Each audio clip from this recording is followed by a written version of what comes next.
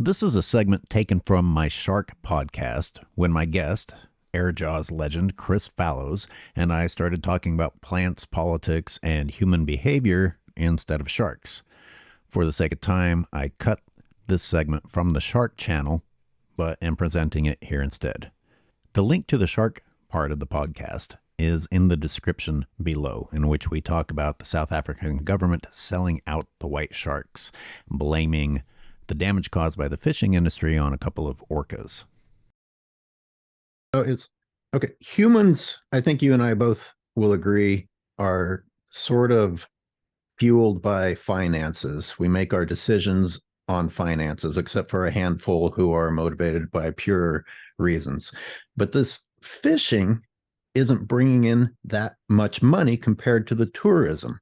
So who got the bulk of the money to sell out the wildlife? I mean, was there a massive payoff for only a few people at the top?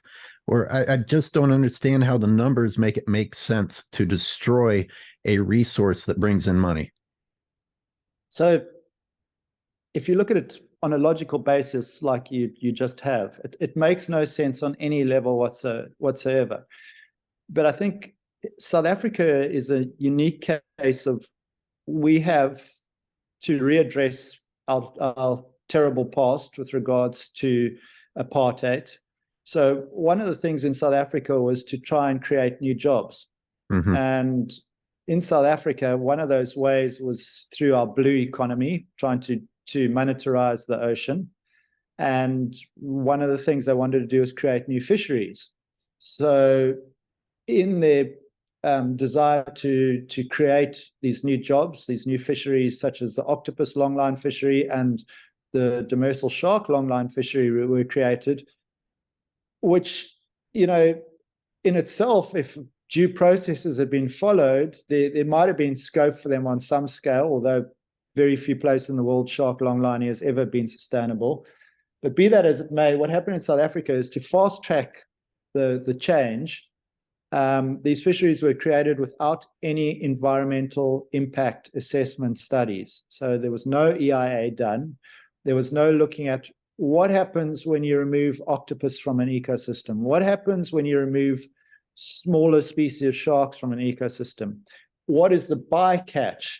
And what are the long-term effects of taking out very significant predators in their own right? So if we look at the octopus fishery, for example, an experimental octopus fishery, the same place where the famous Oscar-winning documentary, The Octopus Teacher, was shot in False Bay, they allowed octopus longlining to take place there. And in the first few years, the number of whales that they were entangling in their gear was astronomical. In False Bay alone, 70, and to put it into perspective for people who don't understand how relatively small False Bay is, it's about 600 square miles. So it's a big chunk of bay, but it's not huge by ocean terms at all. I think they caught 17 whales, of which we know at least 9 died, and most of them were Brutus whales, which are semi-resident in False Bay. So that was the bycatch in this fishery. And when we took that fishery to task, we were told, well, it's collateral damage and you're going to have casualties. And that was that fishery, irrespective of what the impact of removing octopus was. Just the bycatch of that fishery was tragic. And exactly the same thing with the shark longline fishery, but the shark longline fishery was on a far greater stretch of coastline, and the effect was many-fold greater than the octopus fishery. But it's a unique situation in terms of, to address our past, we were trying to create these new jobs, and we were trying to do it in a way that was as quick as possible. But sadly, the long-term effects have the negativity associated with them has far outweighed the good. You know, in the case of the shark longline fishery, it created probably in the region of 50 jobs, where the shark cage diving, which was sustainable, it was non-consumptive, and would have carried on successfully in perpetuity, was having around about 1,000 jobs associated to it every year. So it just sadly made no sense on an environmental level, on a socio-economic level, Yeah, it was and is an ecological disaster that should never be allowed to continue, and should never be repeated again on this planet. I was in South Africa again during a lot of this movement that was taking place, and I remember local business owners complaining about it. They're like, look, they're not taking any important things into consideration in this effort to, can I say it, return power to a previously oppressed population. And it was making up for the past, and it was just a rush to be like, well, here, take all these jobs no matter what the consequences are, and avoiding due process, or et cetera, et cetera. Is that too harsh of a way to say it, or is that kind of accurate? Look, I mean, it's a pretty broad brushstroke. There have been examples like that. I mean, the reality of the situation in South Africa was that, to call a spade, too many white people, were benefiting from a country where our demographic was 87% black, and that's not right on any level whatsoever, and it needed to be addressed. I think just the process by which it was addressed could have, in hindsight, been done far better. And I don't want to go into the politics of everything. I mean, I just look at the fishery side of things and the shark side of things, where if I am going to say I have any expertise, that's where it would lie. But, from the fisheries point of view, it was an absolute disaster. And it didn't address the damage done by apartheid at all. In fact, what it has done is it's taken one of the greatest opportunities South Africa ever had with low-hanging fruit of ecotourism, and it's now slit that golden goose's throat. So where it was creating thousands of jobs, and we had sometimes 40, 50 film crews coming out here, giving the country unprecedented free exposure. I mean, hell, Shark Week literally ran itself on South Africa for 2 decades. That sadly has now fallen by the wayside, and our coastal ecosystems are in a dire state. And yeah, the situation to this day continues. So, I try and speak from our experiences at the coalface. I don't claim to be a scientist or researcher, but just somebody who's collected data for 30 years and has spent a significant amount of time with those animals and seeing what's happening. I also understood the fishery. I have lots of friends who fishermen. I have lots of friends who commercial fishermen, and we chat a lot. And even those guys who make a living out of it said that this fishery was incredibly damaging.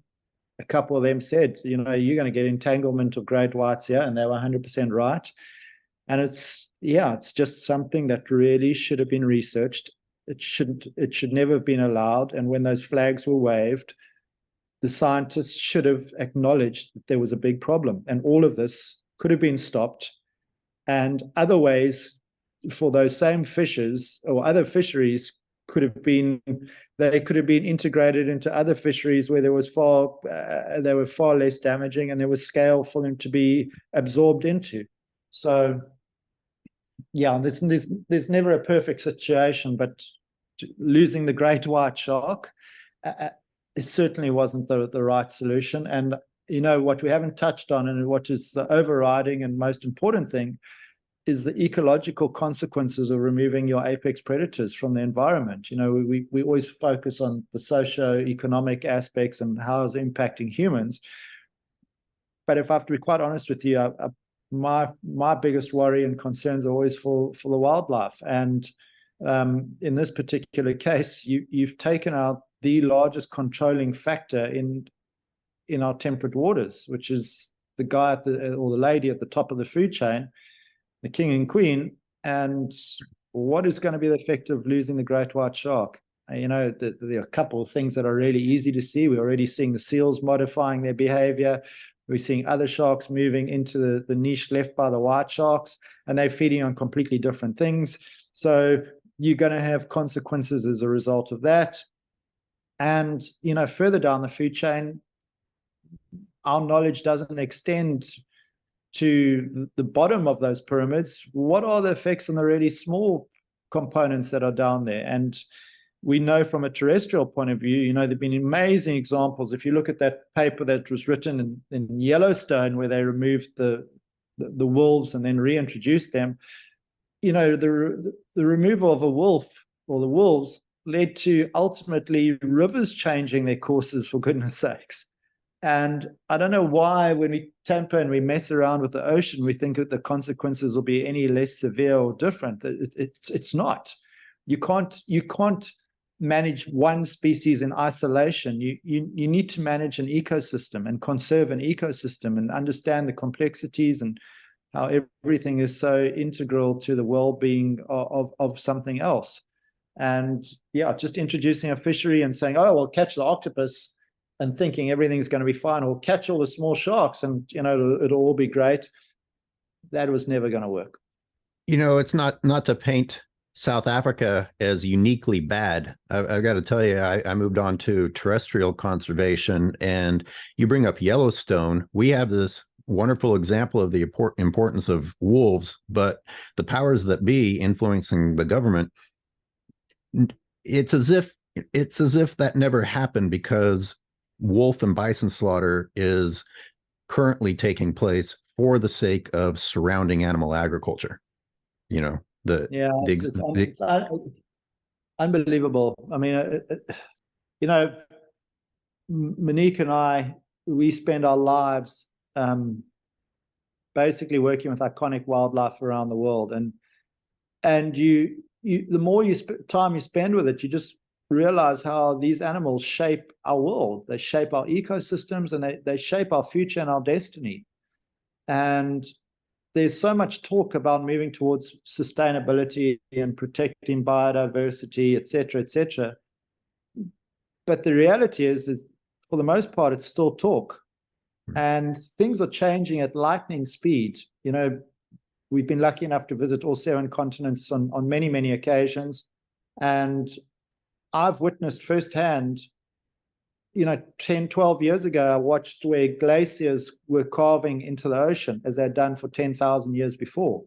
And just in the space of 10 years, there are now 400-500 yards recesses left where those glaciers have retracted backwards in the space of just over a decade. And then, when we work with the great tuskers in Amboseli National Park in Kenya, we live with the Maasai. We don't do the tourist thing and stay in fancy lodges, although once in a while it is nice.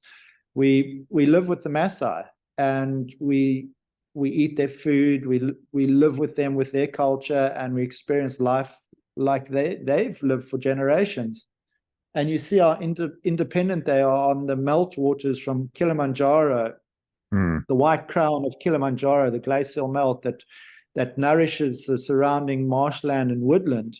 And then on every subsequent visit over the last 10 years, we've looked up at that white crown and we see how it's shrinking. And we know in the next few years, there will be no more white crown, and those marshlands will dry up, and the great tuskers and all the other animals that are dependent on them will no longer have that food, and nor will the Maasai and their cattle and everything that they ascribe wealth to. And then, other examples where we camp in the harshest and hottest climates in Africa, in the Northern Cape province of South Africa, where temperatures regularly reach 50 degrees Celsius. And there we camp around Kookaburma, who are the ultimate botanical warriors. They're the quiver trees that live for 300-400 years, and they survived the hottest conditions on our planet for hundreds and hundreds of years.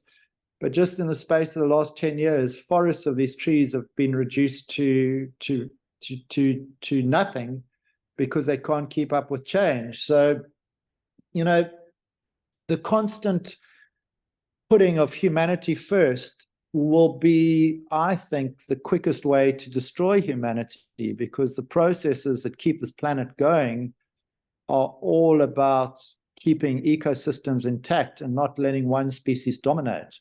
And we are that species that dominates and puts everything is measured by financial return rather than it should be measured by return on life, in terms of how are we enhancing the ability to breathe fresh air? How are we making sure water's clean? How do we make sure we have a sustainable a food source. And yeah, not just by how much money we have in our country's coffers or in our own personal bank accounts. And we need more than ever to learn to coexist.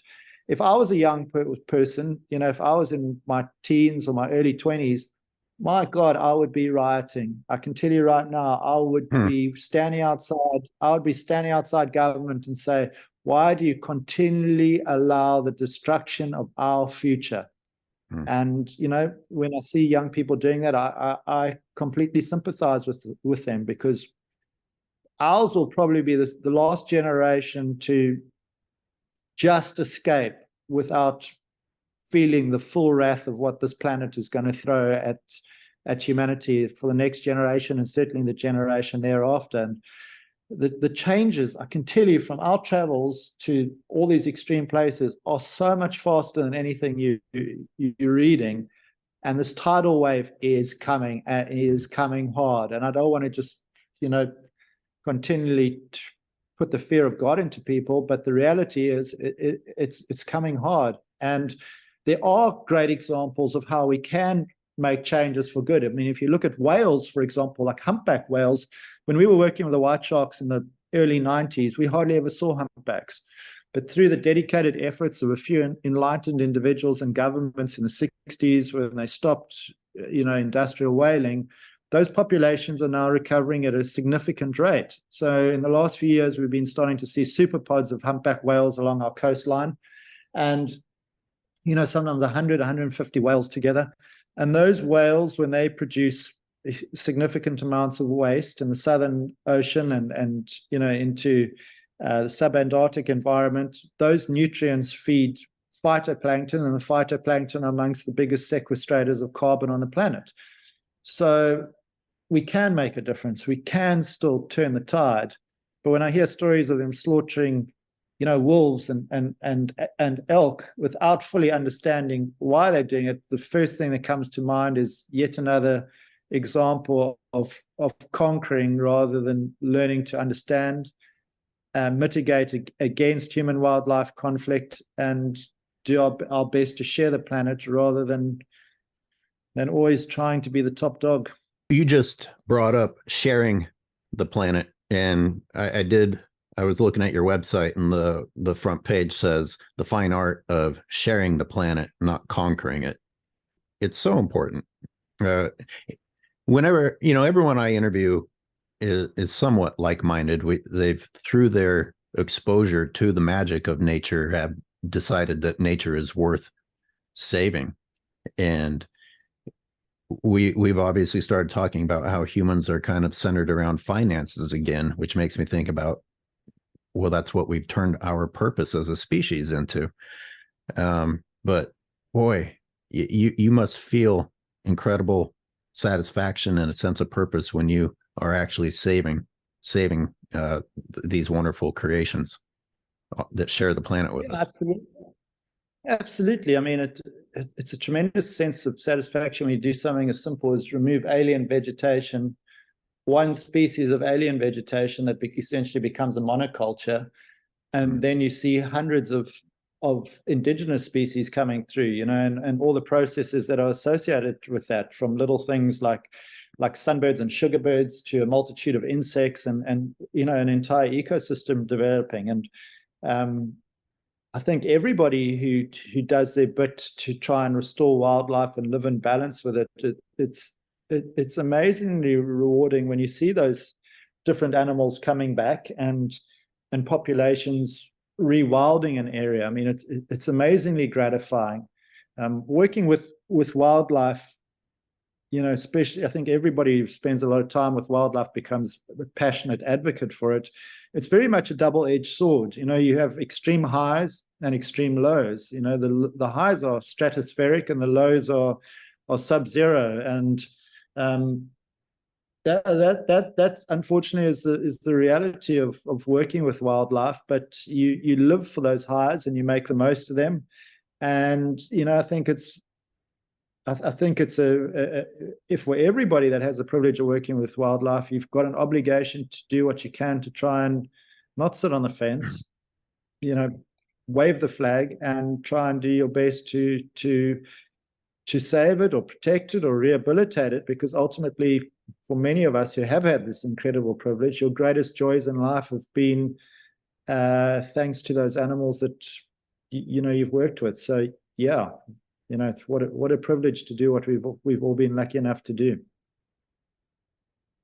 It's nice to think of indigenous people as perhaps showing us a more harmonious way to live. And you mentioned the Maasai, but they are also humans on a planet that is suffering just like the rest of us. So I wonder if they also are tempted to do things that they wouldn't normally do. For example, you mentioned their livestock, and as this watershed melts from the mountain and there's not enough for the wildlife and the livestock, who's going to get prioritized? Because I see posts about, oh, the poor farmers have to chase away wildlife because they need this water for their animals. I'm like, well, who gets the water first? Who deserves the water more? It's a vicious circle. I mean, the most simple answer and the biggest elephant in the room that nobody talks about is there are too many people. Yeah. So that if we could solve that equation, I think a very significant number of these problems go away. But in the case of the Maasai, it's a great example to talk about. So for the Maasai, their greatest wealth in their life is their cattle. And when the vegetation becomes thinner, they have to go further into the national parks to graze the cattle. They lose more cattle to things like lions or hyenas. Their cattle drink water that previously would have been drunk by elephants or buffalo or zebras. So it really is a vicious cycle. And what we're seeing with climate change in Africa, some of the poorest countries are the most adversely affected. So, in South Africa at the moment, there's a real reluctance to stop mining coal. And, anybody in a first world country that's moving towards renewable energy will throw their hands up in the air and say, well, you're contributing to global emissions, you're contributing to the warming of the planet. And damn right we are. But it's more complicated than that. So, in the case of the United States, or the case of many European countries, or the case of Russia, where for decades you've been using fossil fuels and you've benefited from them, and you've really grown your economy to the point where you are a first world country, to turn around to countries in Africa that are third world or don't have the big powerhouse ability to shift their way of utilizing energy, to turn around and say, well, we can't now extract our coal and benefit from it and make money, I think is, I don't want to use the word short-sighted, because the bigger picture here is saving the planet. But the reality is, how do we get to the point where we have enough money in our coffers to be able to shift to solar or wind farms or green or blue hydrogen? The reality is that the entire planet has to pitch in. So the countries that have got large resources, like the United States or European countries or many others, they actually have to help subsidize countries like South Africa or Kenya or others to say, hey, you know what, you need to leave that coal in the ground, but we will help you change your energy consumption to renewables instead of fossil fuels, and we'll help subsidize you in some way, because this can no longer be we only look after our patch. We actually need to look after the planet as a collective, because the collective repercussions of not doing so affect everybody, whether you're wealthy or you're poor. You are still going to be seeing the same effects of breathing bad air, drinking dirty water, or going outside and having failed crop after failed crop, because the climate change is so rapid and so destructive. Yeah, two things. The United States' move towards renewables is overblown. I just finished going back to school on this, and our consumption of coal is still dwarfs anything else. Secondly, you see what we spend on our military and when and where we choose to use our military. If we used the slightest fraction of that budget to go and subsidize countries to get off of their coal needs, we just don't use the money in the manner that you mentioned.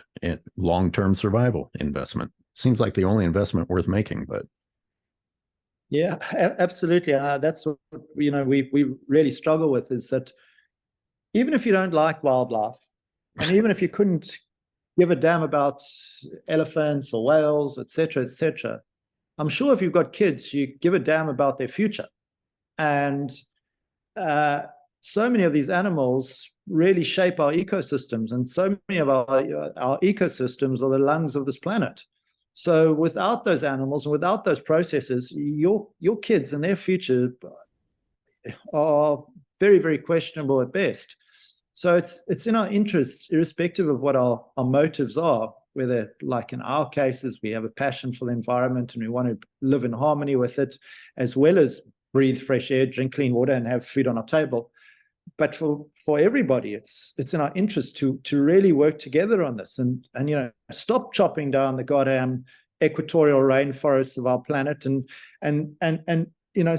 stop all these different practices that are so destructive, because time is running out.